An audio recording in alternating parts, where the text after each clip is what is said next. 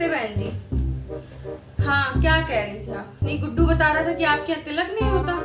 नहीं बहन जी, ऐसा है ना कि हमारे यहाँ तो बिना तिलक के बारात उठती नहीं है, तो तिलक तो चढ़ना बहुत जरूरी होता है। नहीं, तिलक तो चढ़ेगा हमारे यहाँ।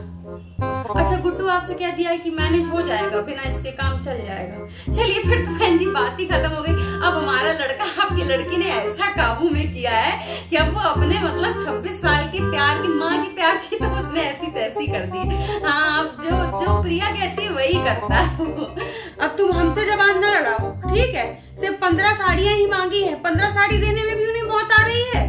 नहीं, ये दहेज है, बताओ। यही सुनना बाकी रह गया था। बाहर वाले तो बाद में कहेंगे, हमारा लड़का ही कह रहा है कि हम दहेज ले रहे हैं। बेटा, अगर अरेंज मैरिज शादी कर रहे होते हमारे मन की, जहाँ हम कह रहे थे, तो वहाँ 15 की जगह ना तुम्हें 1500 साड़ियां मिलती, ठीक है? और जो घर का 10-15 लाख का सामान मिलता है, वो अलग से तुम्हें जो कैश मिलता, ये सब जेवर मिलता, वो अलग था। उसे कहते हैं दहेज, जो हमने कुर्बान कर दिया तुम्हारे प्यार के खातिर।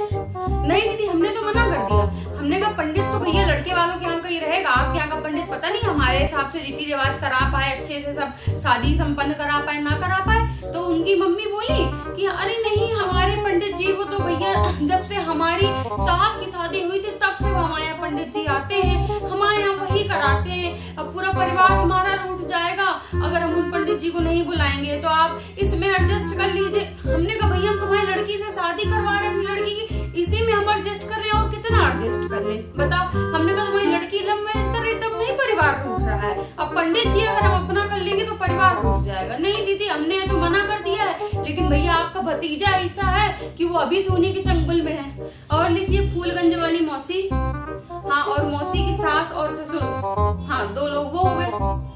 और उसके बाद रामपुर वाली बुआ, नहीं उनके यहाँ तो बिना उनके सास ससुर जेठानी देवरानी सबको बुलाना पड़ेगा, वरना वो लोग आने नहीं देते फिर उनके सास ससुर।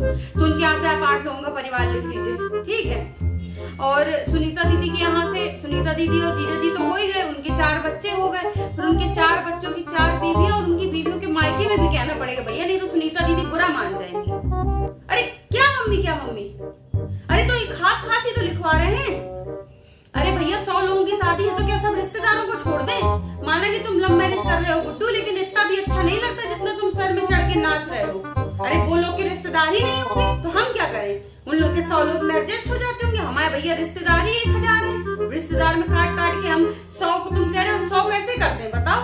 अरे भैया शादी में खाना बस खिलाना है, वो भी नहीं खिला पा रहे हैं वो लोग। दहेज तो एक कुछ दे नहीं रहे।